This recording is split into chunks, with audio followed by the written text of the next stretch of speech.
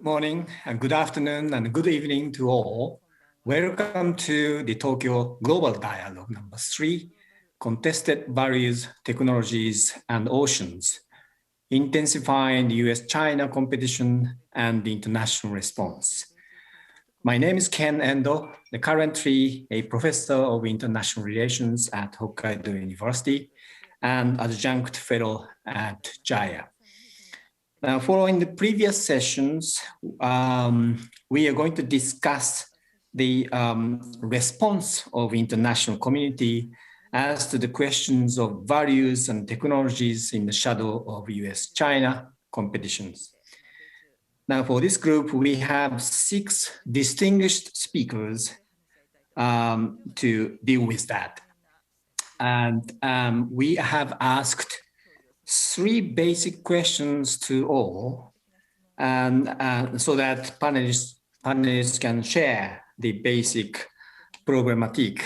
The first question is, how do you see the US-China systemic competitions over the values and technologies and their impact?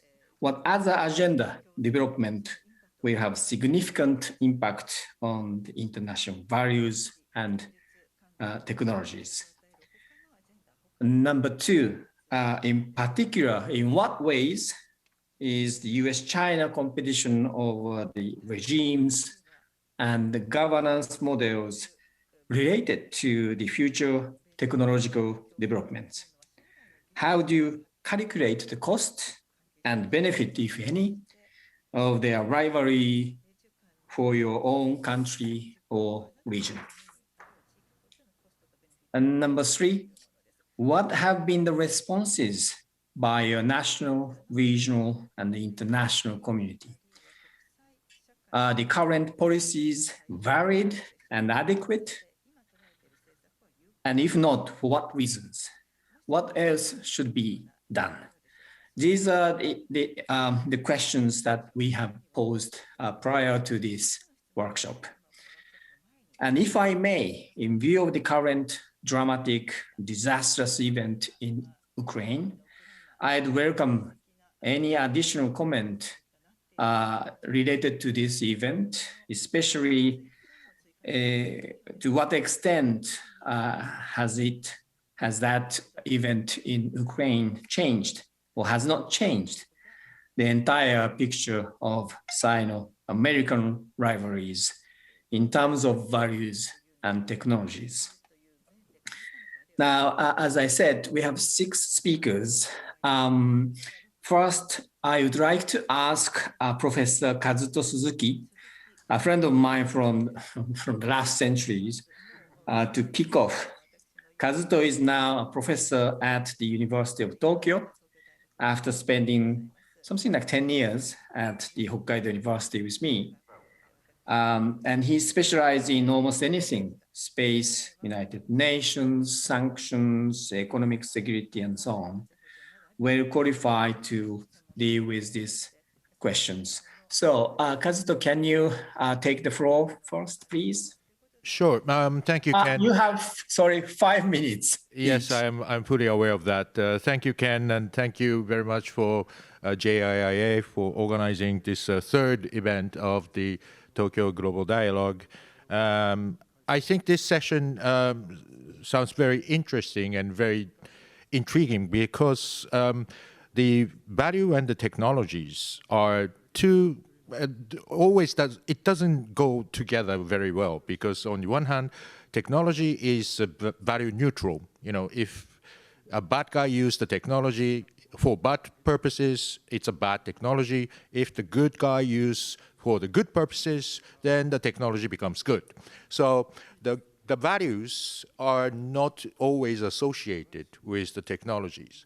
But however, because, I mean, as you put it in the context of the US-China competition, I think this has some meaning to it, because on the one hand, it is the value which defines the way in which the technologies are developed and used.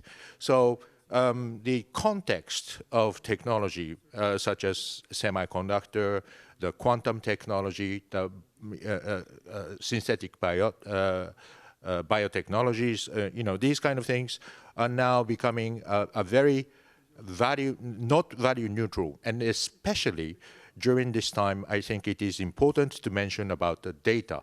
The data technology, because the world is gradually moving towards the post-industrial industrial economy, which is more or less focused on the data flow and the data-oriented economy, and the issue of how to control data is becoming a very important issue.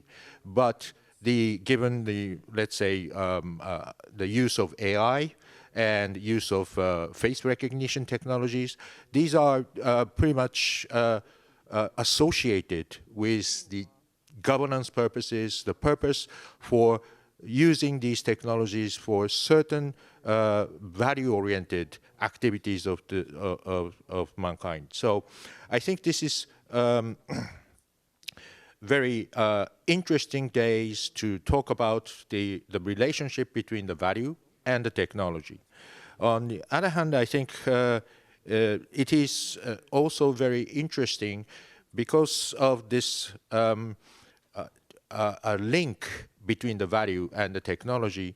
The question come back to the questions come back to the issues of the free flow of data, free flow of trade, the free economy in general.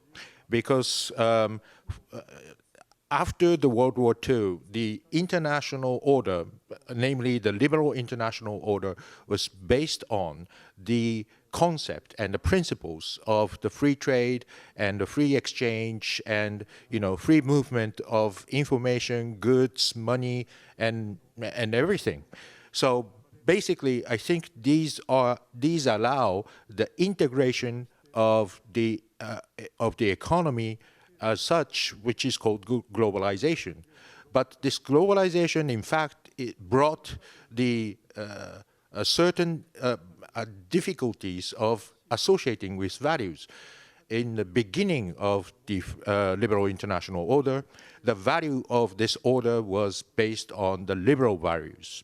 But when the Cold War was over, then we accepted the countries like China, Russia, and many other countries which doesn't really have the association with the liberal values, and those are linked to the issue of the free trade, free exchange of information, and the free movement of people. And now Japan is imposing, or now Japan is trying to establish the new proposed bill called the promotion of the economic security. The economic security is discussed in Japan largely because of this differences of the values in the integrated global economy. We need to control, and the government needs to intervene in order to protect that these technologies are used for the purposes and values which are not associated with our own values. So that's why within this bill there are issues of controlling, strengthening the control of technologies such as classified patents, and the promotion of the science and technology policy, and protection of the critical infrastructure, and the resilience of the supply chain. And these are all associated with the question of there is a risk of letting the different values, and there will be a conflict of values within the free trade, a globalized economy. So this is the problem which is an interesting subject to discuss, and I think I'll be happy to discuss with other panelists about how how to control the flow of technology and flow of information according to the values. And I'll stop here. Thank you. Oh, thank you very much indeed, Kazuto. You have effectively identified the sort of freedom-sensitive issues and domains, sort of interface between the values and technologies. Freedom of free trade, sort of surveillance technologies, and so on. Thank you very much indeed. Next, may I ask Ambassador Shin to talk for 5 minutes. He's the well-known career diplomat and foreign policy expert, as many of you may know. Now the president of the India's oldest independent think tank, Delhi Policy Group.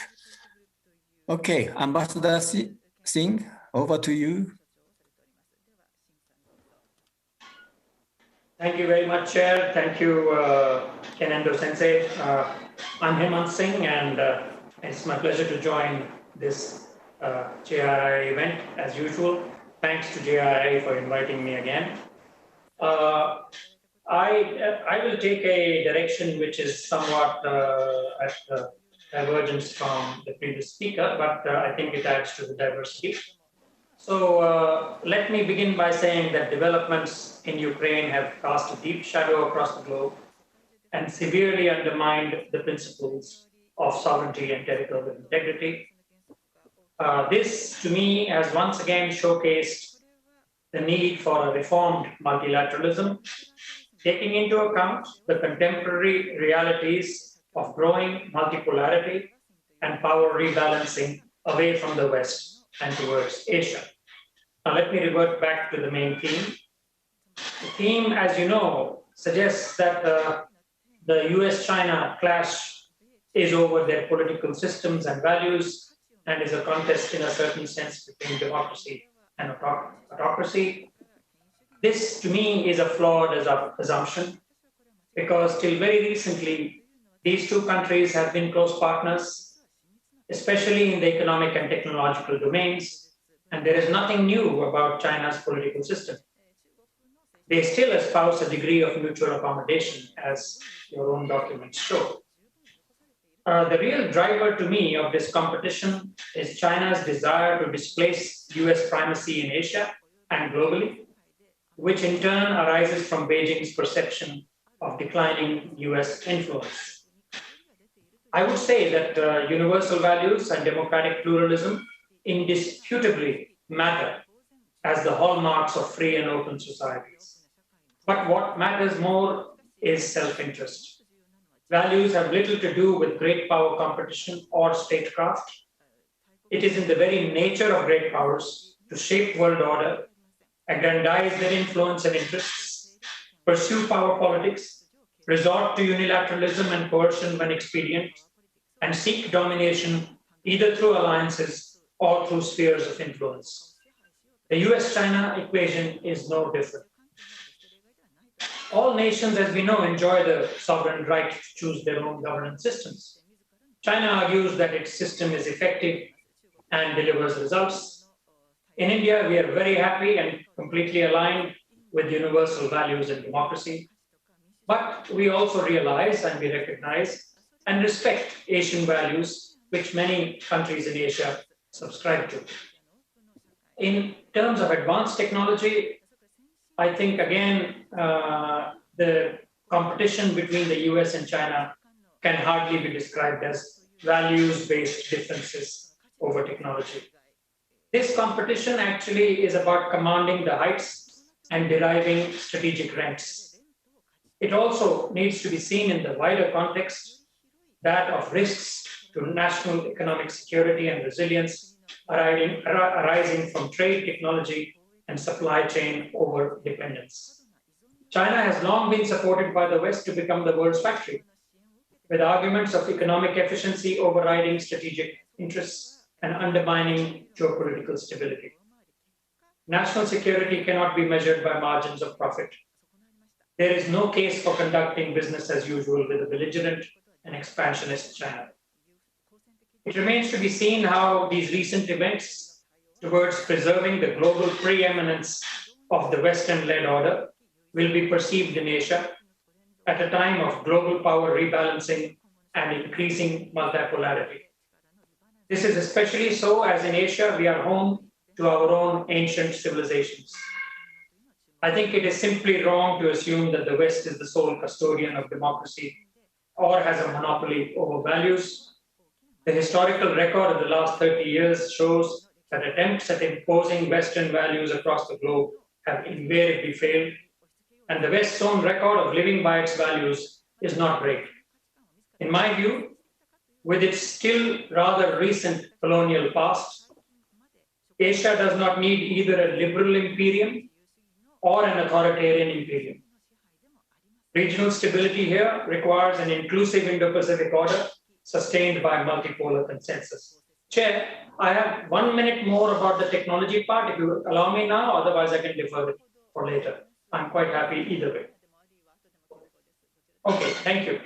I think that the US trade sanctions and export controls aimed at China are targeting key technologies vital for the realization of China 2025 and China 2049 goals. But this challenge, to my mind, to China remains rather marginal. Technology obtained from developed countries and democratic countries has enabled China to intrusively surveil and control the lives of its people. China has created a closed digital space which is decoupled from the rest of the world. Unquestionably, there is need for cooperation among democracies on technology standards, and this needs to be scaled up without delay. The absence of universally agreed ethical laws, guidelines, and regulations, which the previous speaker spoke about, also these related to biotechnology, genomics, artificial intelligence, quantum, these pose a grave threat to the future of mankind. If the current apathy towards creating these values-based ethical laws, guidelines, and regulations continues, I think China will continue to act in a manner that vastly magnifies global security risks. India's case, and then I'll stop. Well, in India's case, we are quite clear.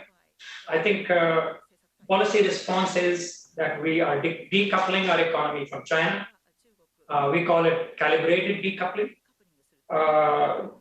Definitely, it is designed to reduce vulnerability to what your paper calls the weaponization of interdependence. India has made the strategic choice to stay away from the China-dominated RCEP trade pact. It has banned all Chinese digital applications, curbed the role of Chinese companies in telecommunications infrastructure, and incentivized domestic production in all areas ranging from electronics to pharmaceuticals, semiconductors, renewable energy, and electric mobility. These are all areas where China dominates at the moment. And so I'll conclude by saying that in India, at least, we are clear and determined that trade must not jeopardize national self-reliance in critical technologies and secure supply chains. I'll stop here.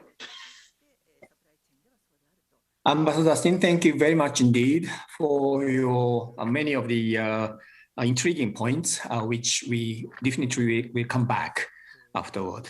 Now, may I ask Mr. Helder Hazri? He is the chief executive at the Institute of Strategic International Studies, Malaysia. He is sort of the second track diplomacy man for ASEAN and PCC, having served as the election observers and peace facilitators at numerous places, inclusive of Iran, Afghanistan, and the Philippines. So, floor is yours, please. Thank you, Professor Endo. First of all, thank you very much for inviting me. It's really wonderful to be here with all the my colleagues and participants, albeit the fact that this is done virtually. I hope that we can meet again pretty soon. Now, there are three big questions that was posted by the organizers. I don't think I can cover all three in 5 minutes, but I thought it's going to be useful to basically talk a little bit on the background of this US-China sort of like systematic competition and how or what this means, especially for us in Malaysia. Now, first of all, I'd like to say that the US versus China competition is not necessarily a two-player competition. It is perhaps described as the alliance of the US and like-minded states with the adversarial China. This would include various other partners sharing US values that play a role in pressuring the region. The US and China have specific ways of developing and governing technologies, which is also a reflection of their respective societies and governance models. The US may favor a multi-stakeholder governance model, where the public sector would work in tandem with the private sector for the development of rules in cyberspace, for instance. This can be attributed to the powerful private sector lobby intertwined in politics, and we see this largely happening in the United States of America. Now, comparatively, China's model is primarily driven and enforced by the public sector, with further regulations introduced to keep jurisdictions of cyberspace in the hands of the government. Now, the nature of these models mean that nations like Malaysia would be able to pick and choose the best of practices for which they could develop their economy, as well as to keep their population safe online and offline, some of which may require developing data localization requirements, such as Vietnam's law on cybersecurity, or a single internet gateway, like Cambodia's national internet gateway, while Malaysia, due to our critical infrastructure that is operated by private sector, will require multi-stakeholder model. Now, privacy is actually one of the examples I think of when we talk about values. Now, I'm not trying to say whether if technology has a value underpinning to it, but I think some of the things that impacts our daily lives are certainly influenced by certain values, and privacy is one of them. Now, there are differences in the management of personal data between the major powers, among which is China's state-led and state-empowered forms of data governance, which includes data localization and limitations to the processing of data abroad. This model is juxtaposed with US at all their multi-stakeholder forms of data governance, which can be private sector driven and aims for pro-cross-border policies. Now, regionally, governments would adopt the approach that fits best what their priorities are, whether if it is security, economy, or social developments. Security, when in terms of security, governments would limit transfers of data abroad to ensure that service with confidential information is within jurisdiction. In terms of economy, for instance, governments may encourage policies promoting cross-border data flows to invigorate regional or international digital economy activities. The notion of privacy can be cultural, where in some societies, personal information and data privacy is regarded as a human right, where in others, sharing personal or sensitive information is not regarded as problematic. Now, scaling these differences up, some societies would have no qualms with sharing information, whether it is to the government or private sector. Meanwhile, other societies would need the high threshold of data management for a trusted digital ecosystem, hence the development of regulations such as the EU's General Data Protection Regulation, GDPR. Now, moving forward, issues such as the overreaction of data needs to be addressed, with further developments in security by design standards that upholds principles of privacy. Now, lastly, for this opening remark, I'd like to say that developing views of cyber as a future domain of warfare is actually quite interesting for us to look at. In recent years, military cyber doctrines are developed to emphasize cyber operations other than war, which we also know as gray zone operations, such as cyber espionage and information collection. This would require clear lanes of cyber operations to enable success, such as an uncompromised cables and telecommunications infrastructure where definitions of uncompromised is determined by major powers. Now, I have to say here that neither the major powers are actually innocent of cyber operations below the threshold of force. The United States control of global personal data is maintained through two mechanisms. First, some of the world's largest technology companies, including Microsoft, Apple, Google, and Facebook, are voluntarily members of PRISM program, partners of the NSA, which allows the US to collect user data at a global scale. Second, the US alliance systems, like the 5 Eyes, 9 Eyes, and the 14 Eyes, further reinforces sharing of data with partners. In addition, as doctrines develop to build alliances enabling massive data collection and information sharing, countries may be forced to develop infrastructures that uphold 3 lanes of cyber operations for some of these alliances. In China, on the other hand, its national intelligence law functions in a similar manner to the US PRISM program. However, unlike the US, it seeks to resolve the dilemma through compelling all companies in China to assist in state intelligence operations. Similarly, the cybersecurity law enforces strict localization requirements, with any foreign transfer of data requiring consent of the Cybersecurity Administration. Similar to the PRISM program, this legislation requires all companies operating in China to share user data with the government. Now, my last point is that developing countries must fortify and strengthen local capacities to detect and act while building information sharing networks. Transparency mechanisms needs to be enhanced, whether it is between the private sector and the government or government to government. Thank you very much. Oh, thank you very much indeed, Mr. Hazri. You have referring to the somewhat echoing the Kazuto's point on this the sensitivity of data and so on. While this is just simply a difference in models of technological development and governance between the United States and China.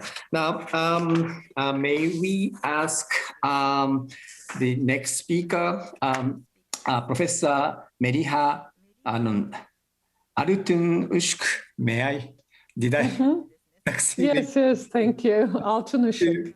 Yes, to have a sort of the kickoff talk. Okay. Thank you very much indeed. Okay, thank you very much, and thank you for inviting me.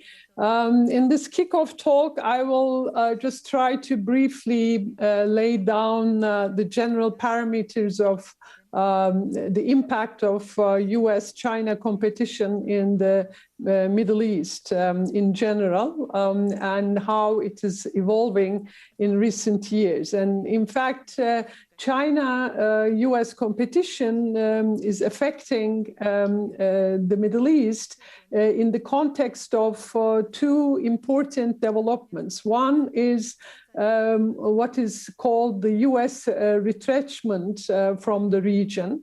I'm not using the term withdrawal because I don't think that the US is withdrawing from the Middle East, but it's basically recalibrating its relations with the region due to several reasons, due to its desire to pivot Asia because of its competition with China since the Obama administration, due to decreasing role of the importance of Middle East oil for the United States. So what we see is, for instance, US withdrawing its combat forces from Iraq, its withdrawal from Afghanistan, and basically, in general, the Middle East is no longer a #1 priority as it used to be from time to time in the past for the US. And parallel to that, what we see is increasing Chinese engagement with this region.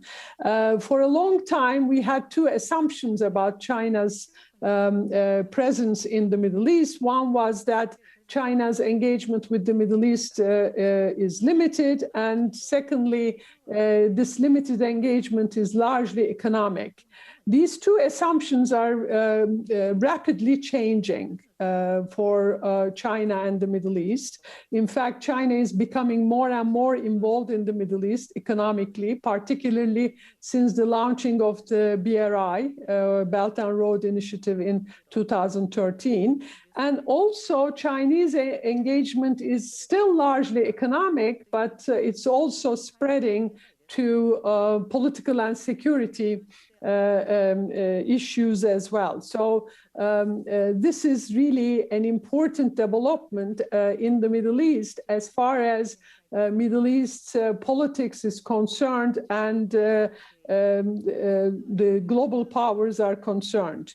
This basically, when we look at it in recent years, we see more deep engagement, economic engagement of China in the Middle East. And when I say Middle East, China is involved almost with all the countries. And this is also another novelty of Chinese approach in the Middle East, because generally the US, for instance, engagement has always been engaging with some countries against others, whereas China so far has managed to develop relations with all countries in the region. So China is very much involved in the Gulf, and it has excellent relations with Gulf countries, China with Gulf Arab countries, but also with Iran as well. As you know, recently China signed a 25-year agreement with Iran,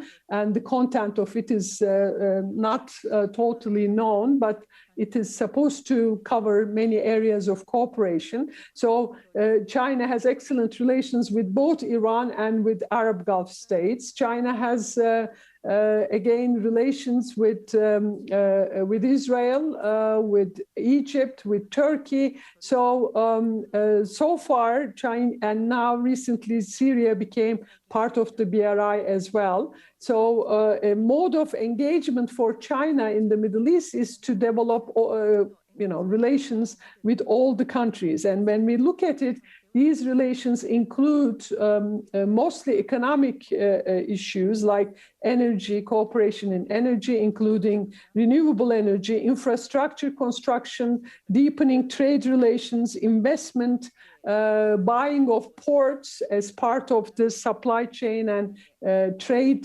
linkages within the context of the BRI. So these relations are developing. But in addition to that, what we see is increasing cooperation in security affairs, particularly arms sales to countries such as Saudi Arabia and the UAE, sale of surveillance technologies. So this is really a shifting engagement for China, and it's happening in the context of US retrenchment.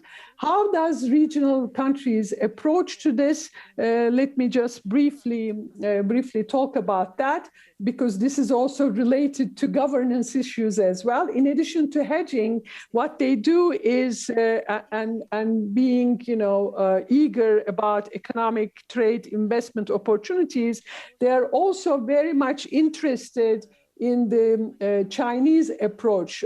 Even 10 years ago, there was this debate in the region, what many regimes called the Chinese model. What they meant by that was to engage in economic reforms and neoliberal economic policies, but politically to continue to have close political systems and authoritarian political systems. So this is appealing to the countries in the region, and Chinese approach of non-interfering in internal politics and Chinese concept of developmental peace. These are all appealing for the countries in the region. So in that sense, in the post-Arab uprising period or in the post-Arab Spring period, I would argue that regional countries are also welcoming Chinese style of engagement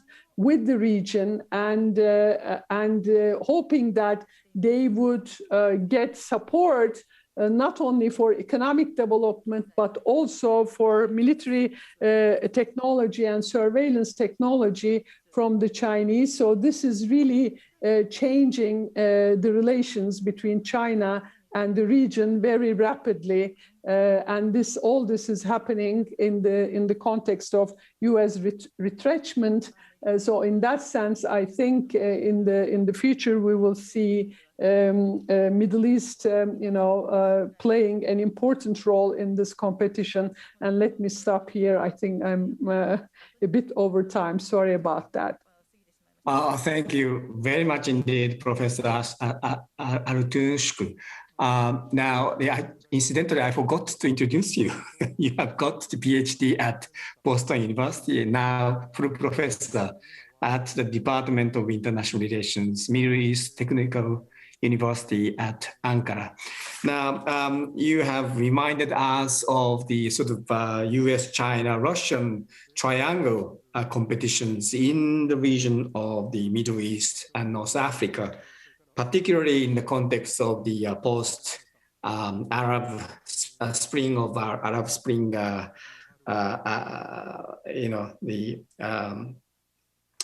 era.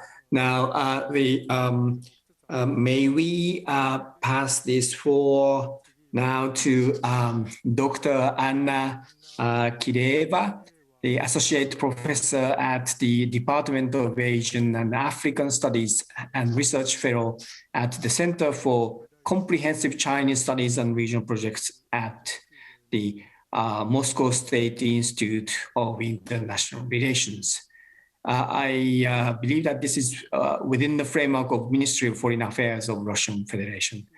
Dr. Kireva specializes on the international security in East Asia and in the Pacific, and recently focusing on the Russians' Asian pivot. Anna, you have 5 minutes, please. Thank you so much. That's a great honor for me to be here. In my remarks, I will focus more on Russia and where Russia stands here amidst this US-China strategic competition.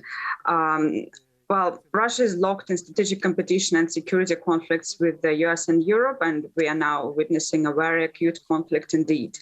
At the same time, Russia-China is a kind of strategic partnership, which could be considered as a deep kind of alignment, but not a full-fledged military and political alliance.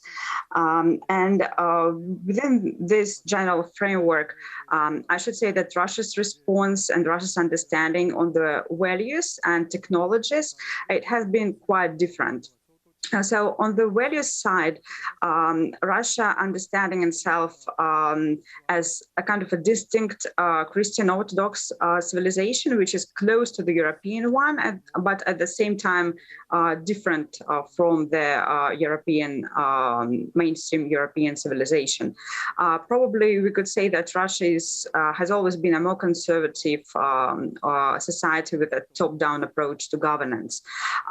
For sure, it has not been comfortable with liberal democracy and possessing a civilization that is different from the Western one.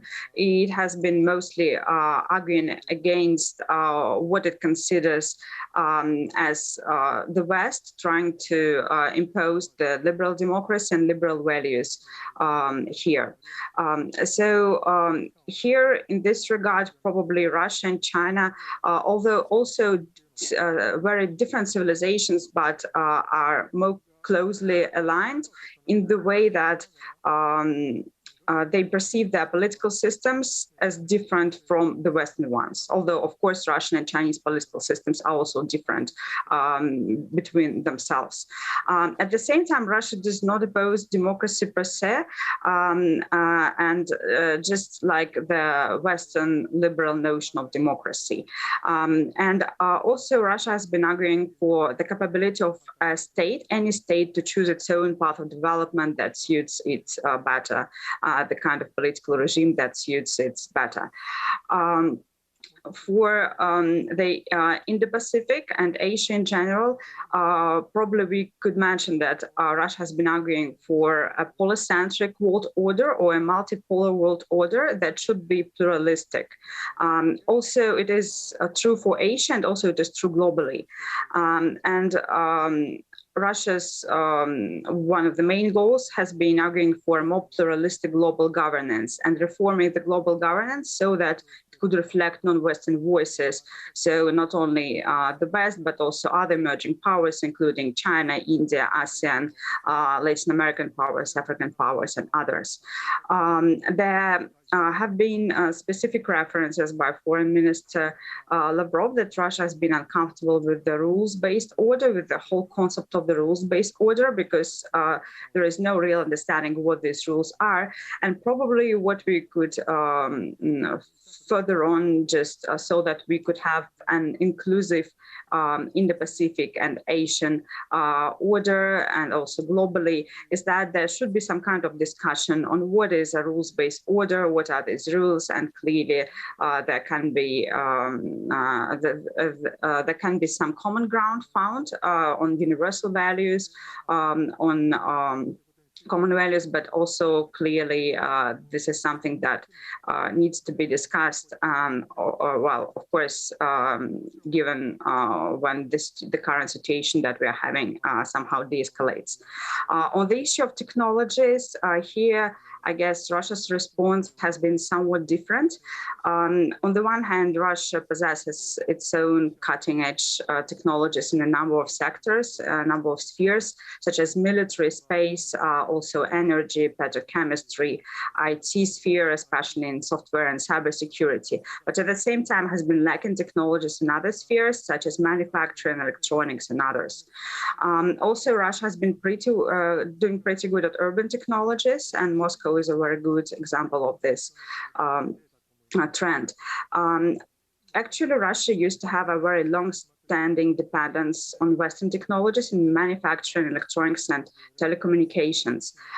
As a result of the Western sanctions, which were imposed in 2014, and restrictions on technology transfer, Russia started to have some policies on import substitution, and tried to focus more domestically on pursuing its own technologies, and also at the same time tried to compensate somehow for the lack of Western technologies by cooperating with other powers, and first and foremost China, and started to procure energy-related and telecommunications equipment and technologies from China.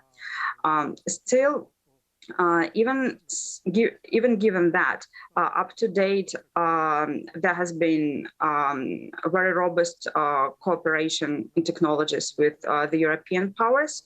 And actually, Russia has been trying to diversify the sources of technologies that it needs to import.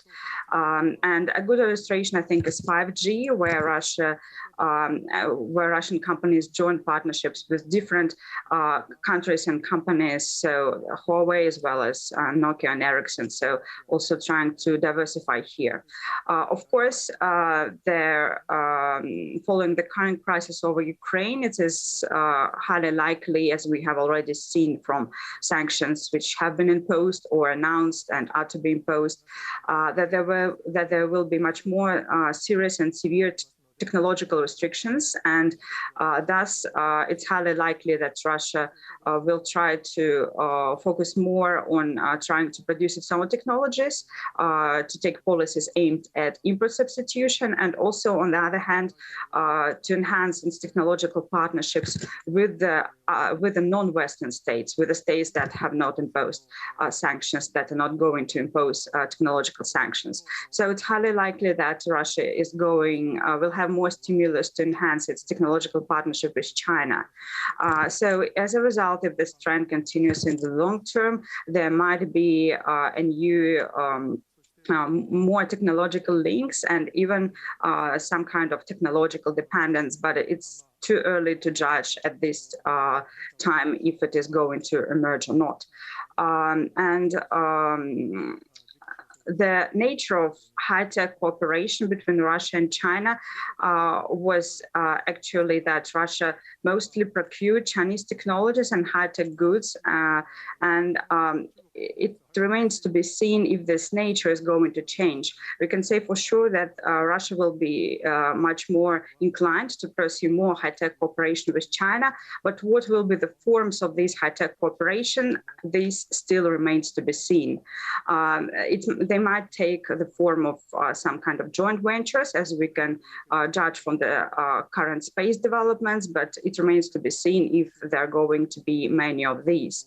And also, while China might provide new technologies and equipment to Russia in some spheres, for example, such as energy-related equipment, it is quite questionable if China can provide enough technologies and materials in other critical areas, such as semiconductors, for example, where China itself is only building up its potential. So it remains to be seen how many options Russia is going to have in terms of technologies when the current crisis subsides and when all the sanctions are in place. It's probably going to diversify as much as possible, and it remains to be seen if China is left as the only option or if there are other options as well.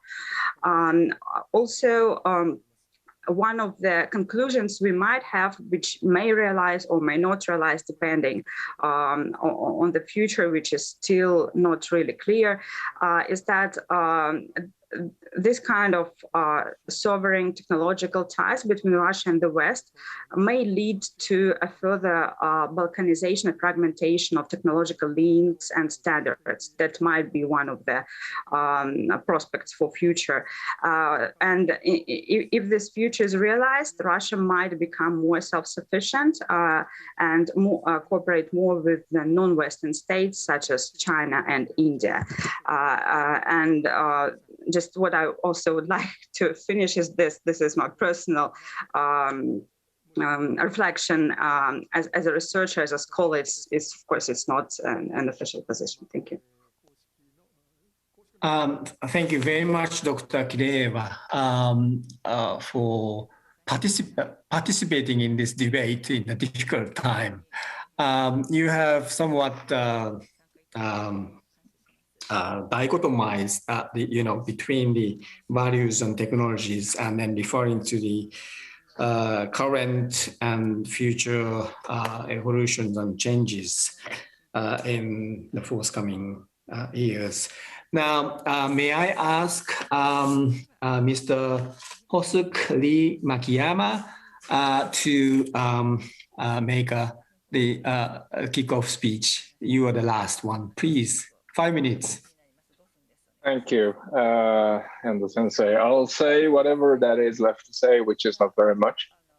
I will reflect on this issue slightly differently from the other speakers, perhaps because I am not first and foremost an academic. I am very much a practitioner that has been shaped by the trade policies of the last 3 decades. And I would start by saying that technology policy of the global powers are primarily not about values. It's about interest and objectives. When we look at the strategic questions at hand for this conference, if I look at the SID mill fusion in China, if we look at the problem of developing export controls beyond Wassenaar, if I look at the regulation of 5G high-risk vendors, it's primarily about interest, objectives, not values. Because in the end, West has many allies with whom we don't share values, but we share objectives. And also values inform the legal model that are necessary to arrive to different national approaches when it comes to data, infrastructure, international standardization. And the debate on values reoccurs in the digitalization debate, I think, in Japan, India, also China and Europe and United States, regarding, for example, deep and problematic issues, for example, like surveillance, AI, or government and private data collection. I'll try to take three short examples where I think values versus objective conflicts come into mind in order to answer the questions that has been placed. First, if I look at the question around AI, we can clearly see that values play a role. Private and commercial use of AI is actually relatively easy to regulate for a government. They can be relatively easy remedied through existing liability and non-discrimination rules. And even in the EU, which has been famous for its data protectionism in some quarters, AI regulation is going to be very, very light. And we will probably see the result of the EU regulations at the end of the year. Key problem here is not how AI, or as the previous speakers have clearly said, the problem is not AI, problem is not about these technologies. It's about who uses them and how.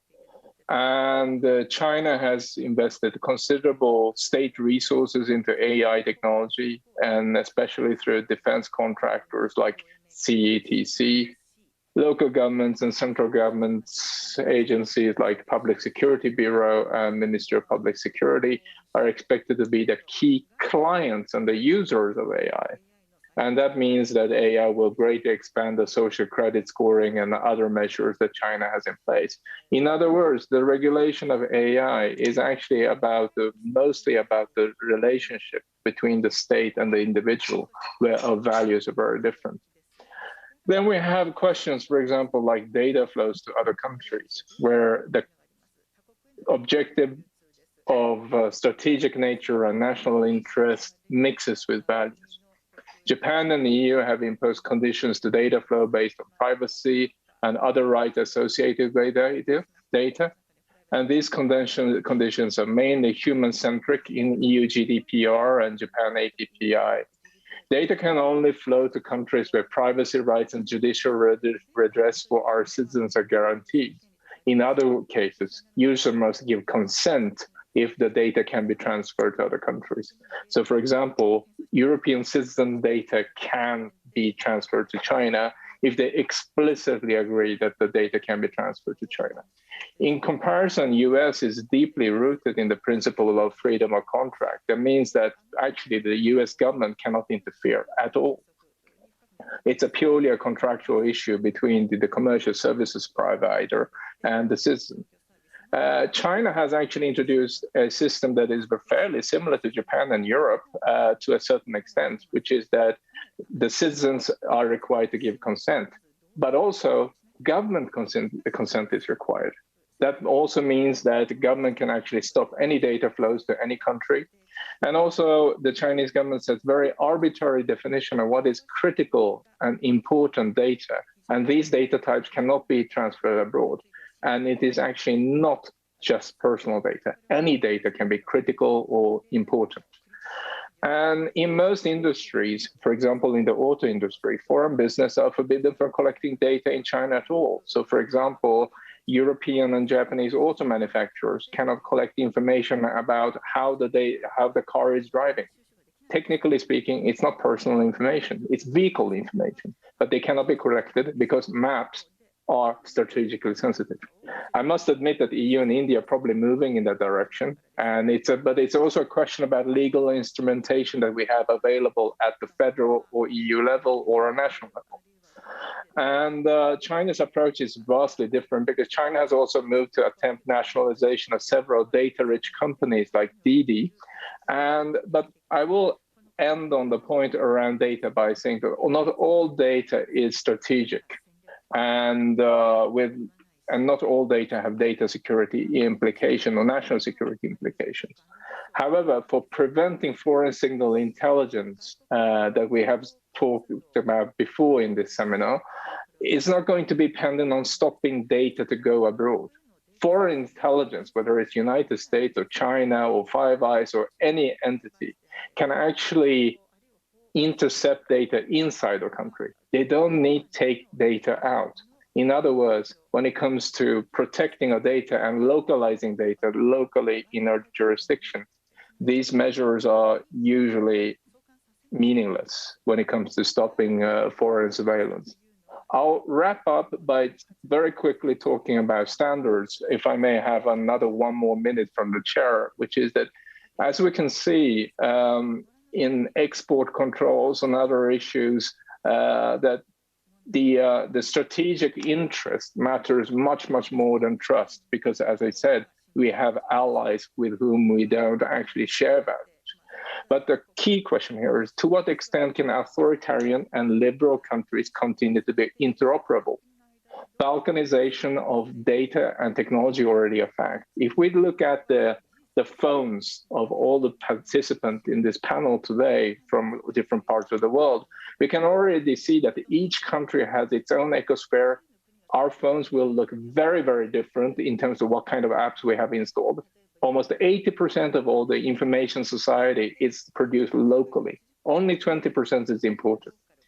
High-risk vendors designation has been really successful in Europe, UK, Australia, Korea, India, and US, and also China, that has blocked several vendors that they deem as sensitive or contradictory to their national interest. And it's not entirely given that China, United States, Japan, and Europe will share international standards. International standardization bodies are currently undermined by both United States and China. And remember, it was only 15 years ago that if a European visitor like me visited Tokyo, our phones didn't work because the Japanese system was different under 2G and 3G. International standards and interoperability between even like-minded countries are actually a relatively recent phenomena.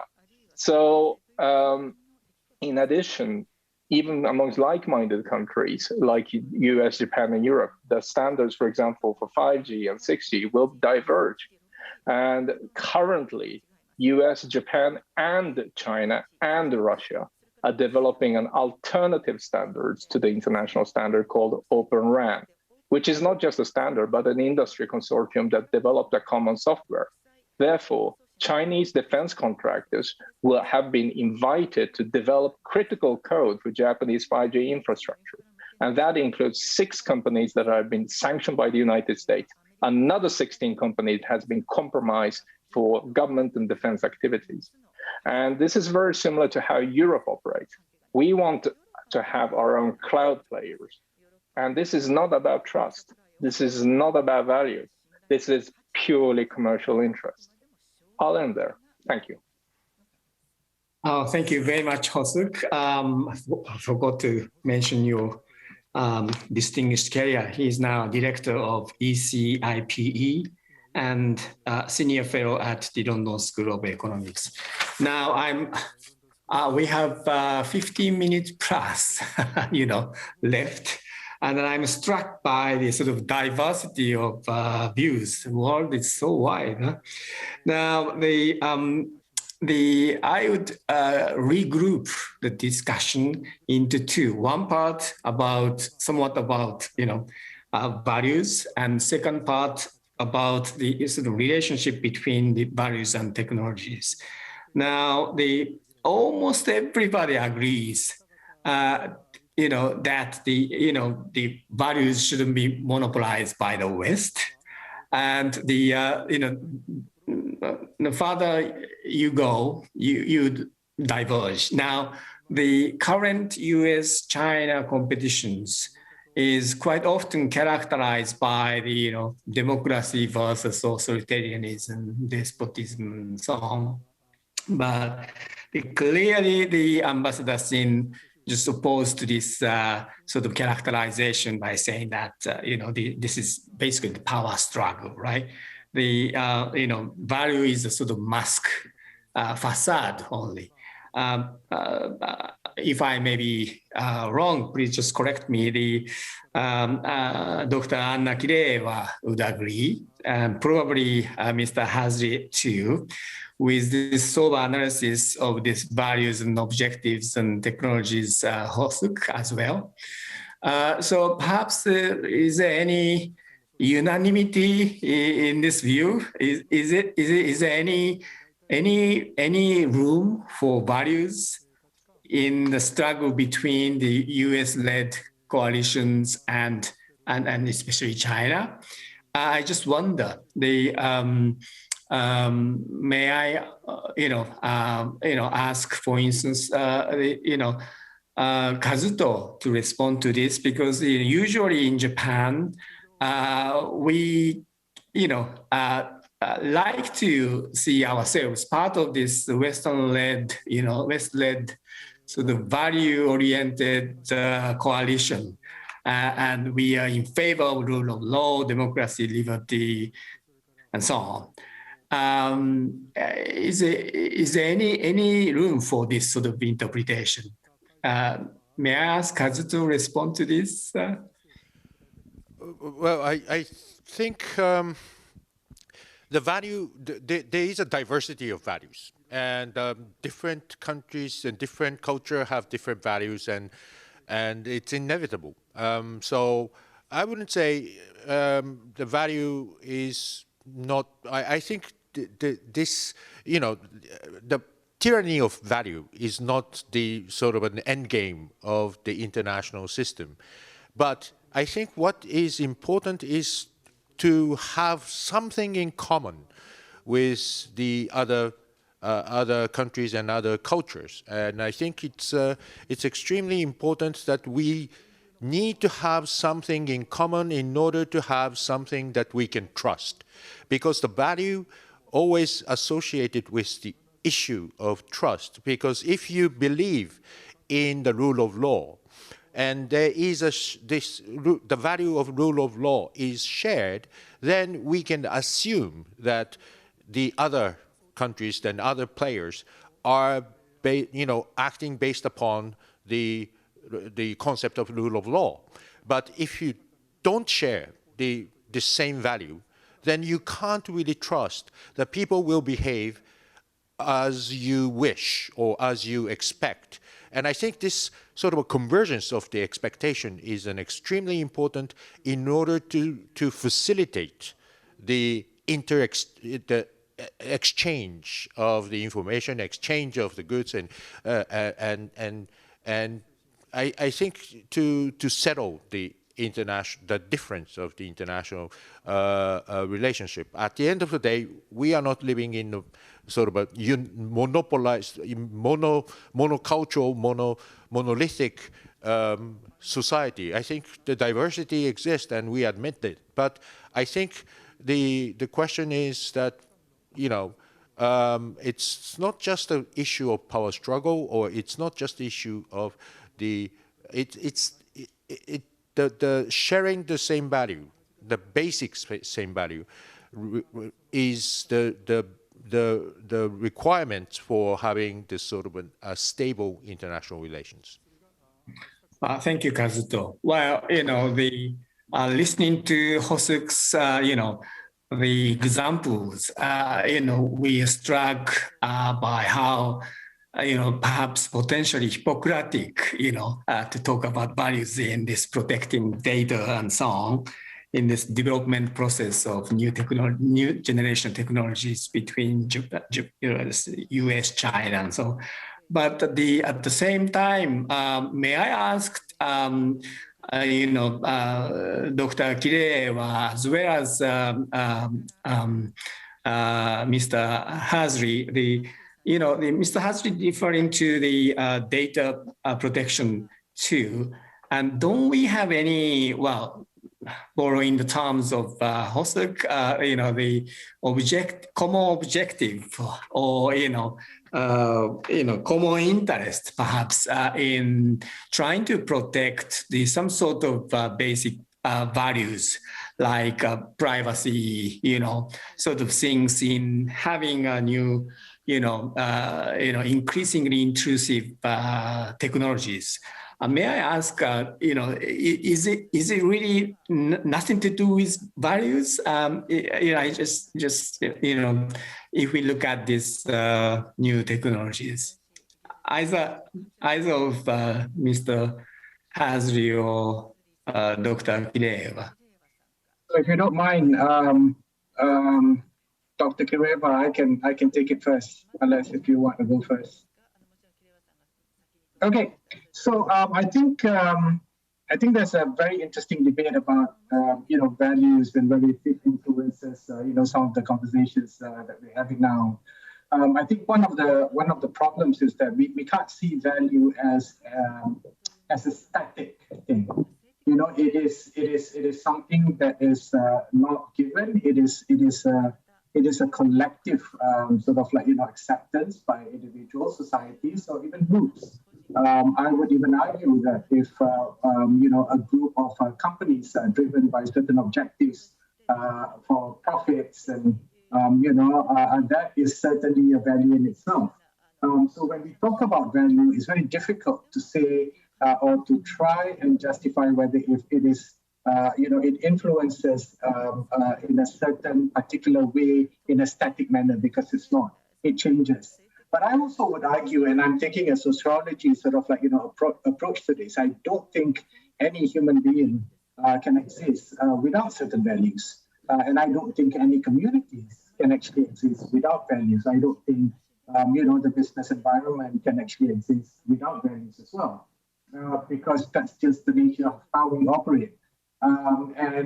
So to really, try and compress this and to maybe possibly answer your question, Professor Ando, there is a certain influence, obviously, of values to how we operate and what we can tolerate. But again, I must caution that that is not a static thing. It could change. It is driven by different incentives and different objectives, as Mr.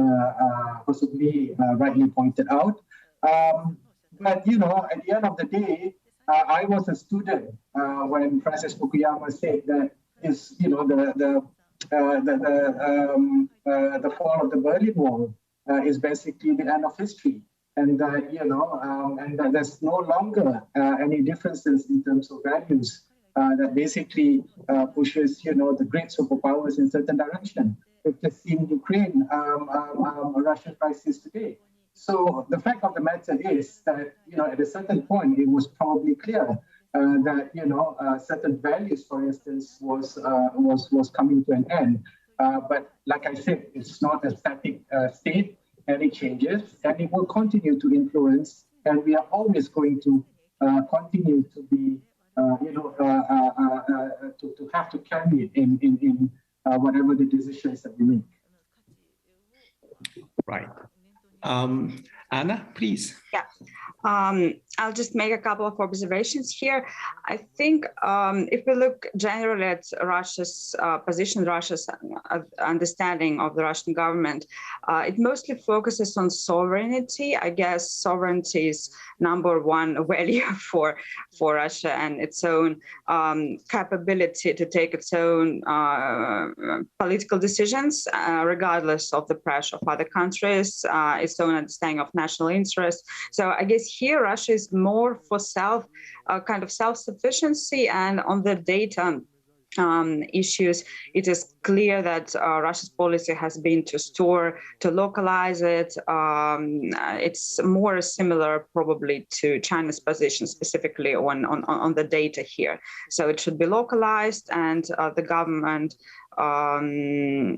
actually makes all the companies, including transnational companies, now to store data locally if they want to participate in the market. Yeah, but even having said that, I think that still there is interest in discussing what can be kind of more pluralistic rules for governing data, which could include the views of different countries. They are not really like 100% contradictory, so probably some kind of common ground could be here as well. But again, just probably the emphasis has been on sovereignty and the right of the said country to control as much as possible the data flows here. And also Russia having rather, as far as I understand, rather good technologies in cybersecurity. It also is the thing that probably matters here for Russia. And just one very brief comment on the previous discussion.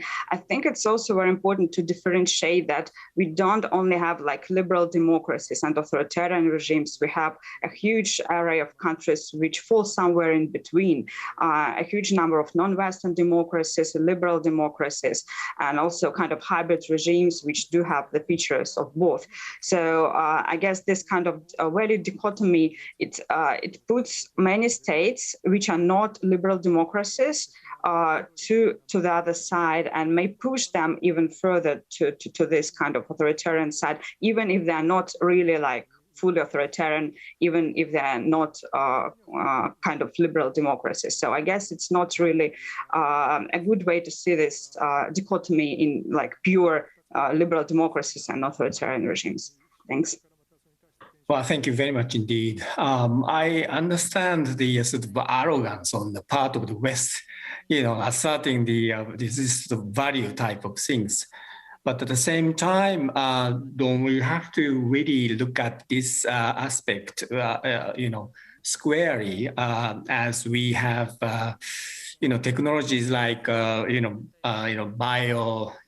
biotechnologies, as well as, AI, soldiers or whatever. These sort of things may have to be explored perhaps more, squarely perhaps. Now, I'm instructed by the organizer to pick up some of the questions from the floor, which may be quite difficult given the fact that we have only 5 minutes to go. But I have 4 questions. I can't go to introduce all, but I have one question to Dr. Kirewa from Dr. Hashimoto, like this. I understand that today Lent has started. Toward the Easter day of 17th April, do you expect the morale of Russian Orthodox soldiers are going to lessen, while that of the Ukraine Orthodox remains durable and stable? Having stated so, will Mr. Putin start to think of sitting seriously on the negotiating table with Zelensky, possibly under the mediation of some of the countries such as China? This is one question, but this, if you don't want to answer, you're just free to ignore. Now, another question from Sajid Samanda. The China is either peer or ahead of US in space and hypersonic weapons. And sorry, I can't see well. And should this be put on the Wassenaar arrangement and MTCR agenda for a global accord on containing these technologies? Maybe this is directed to Kazuto. Now, may I ask you two to respond, and then ask each speaker to speak maybe 1 minute each. So who to start? Kazuto, can you? Sure. Anna, would you like to start? Yeah, I'll be very quick. Just simply Ukrainian and Russia West, Russian natives out of the area of my expertise. I'm sorry. Thank you. I work on Asia. Yeah. Okay. Kazuto, please. Sure. Thank you very much for the question. China is, well, in the space and hypersonic are two different things. So in terms of space, the United States is far ahead. I mean, the United States went to moon in 1969, and there are a number of experiences and technologies which are already done, and China is catching up. So there are a few things that China has done as the sort of a first in the mankind, putting the moon probe on the other side of the moon. But apart from that, I mean, the Chinese technology is still in the process of development, and I think it is China is free to do so. I mean, free to develop their own technology. Whether these technologies should be put under the Wassenaar arrangement or MTCR, the launcher technology is already, most of the launcher technology is under the framework of the MTCR, but China is not a member of MTCR. So this is not a global regime, neither Wassenaar. These are the coalition of willing, and these regimes are not legally binding. So it is basic. These regimes are basically to set the export control regime in order to prevent the technologies which can be used for the weapons of mass destruction to go into the hands of someone, non-member states. So I think China is. There are many restrictions of the transfer of technology from the United States and the Western countries to China, and I think these are the current state, and I think there will not be any global accord when it comes to the export control. So this is what it is, and I think it will be like this in at least next decade. Okay. Well, we have run out of time, but I still would like to ask 1 minute concluding remarks from each, especially for those who haven't had any opportunity to talk after the initial kickoff talk. So please, in order of speaking, please, Ambassador Sim, please 1 minute. Thank you. Just 1 minute. Yes, I think we've entered into a bit of a philosophical debate about the nature of world order. And world order, as you know, is always set after cataclysmic events by the winners. And the last world order was the liberal order, which the US created in 1945. It has lost its way after 1991, again, because of the mistakes which were made by the US and the West. So again, now we are going to wait and see what happens next. I would reiterate that this is a bit of a challenge to navigate the distance between ideological and realist approaches towards world order. We can agree that sovereignty and territorial integrity are absolutely central for a rules-based order. The rest of the issues, when it comes to values, we tried common values in 1948 with the Universal Declaration. To a large extent, those do remain common values. But when this is turned into a debate between the West versus other civilizations, then I'm afraid it becomes much more complicated. And here in Asia, we need to be conscious that we are the repositories of great civilizations, and no less than any civilization which the West has given birth to. I'll conclude by saying that whatever way these technology values and other issues may end, there is a continuity which is going to be there in terms of the rebalancing of power towards Asia. And the US will have to try and retain its primacy by being here in Asia as a resident power. If it recedes into an offshore balancer, that won't be the case anymore. And whatever differences they may espouse between each other in values and systems, strategic competition for regional dominance actually will be played out less on values and more on the ability of each of these two to mobilize resources and coalitions. Thank you. Thank you. Thank you. We really have run out, but is there anything that can I just two sentences? I think values are important, but when they clash with interests, states generally opt for interest. And this is also true for what you called value-oriented coalition. I don't think that there's a difference in that. And secondly, there is an increasing emphasis on self-sufficiency, zero-sum mentality because of this perceived shift in the global politics. And so we will see more and more I think, clashes on these issues as well.